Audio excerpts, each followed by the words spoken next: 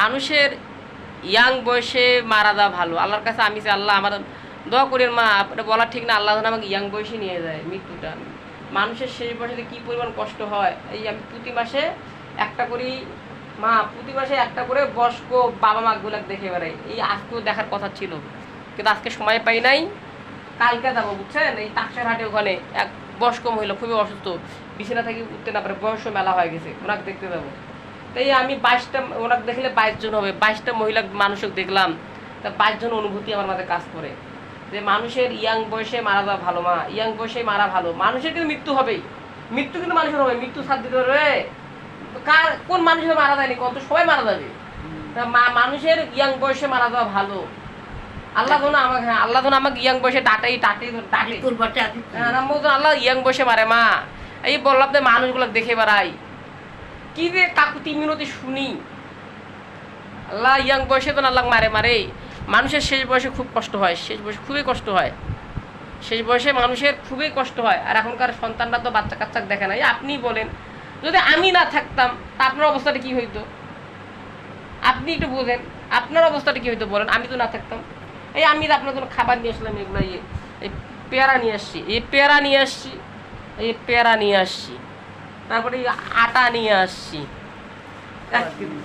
তারপরে এই পেঁপে নিয়ে আসছি, তারপরে আপনার নারকেল নিয়ে আসছি, তারপরে ডালিম নিয়ে আসছি, ডালিম 2700 টাকা কেজি, তারপরে ড্রাগন নিয়ে আসছি।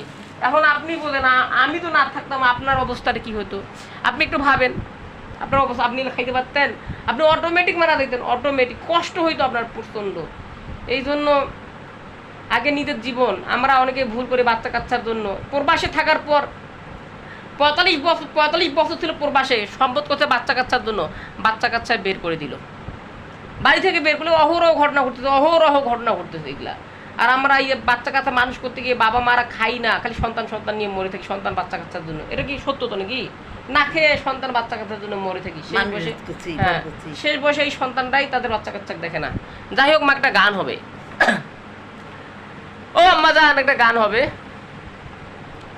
অধর খান নিশানায় আমি পরাণ ভরে বাজাই, বারণ করিস না রে, বারণ করিস না রে তুই আমারে, আমি তোর লাগি যাব যে মরে।